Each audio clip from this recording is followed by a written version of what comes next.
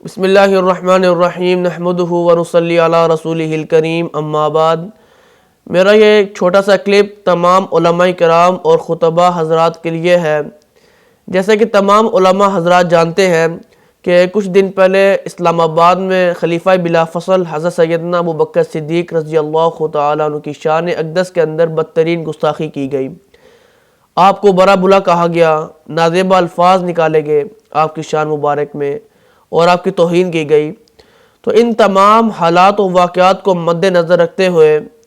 میں تمام علماء کرام اور خطبہ حضرات سے یہ گزارش کرنا چاہتا ہوں کہ آئندہ آنے والے جمعۃ المبارک کے بیان میں آپ خلیفہ بلا فصل حضرت سیدنا ابوبکر صدیق رضی اللہ تعالیٰ عنہ کے فضائل کو بیان کریں، ان کے مقام اور ان کے مرتبے کو اور ان کی شان کو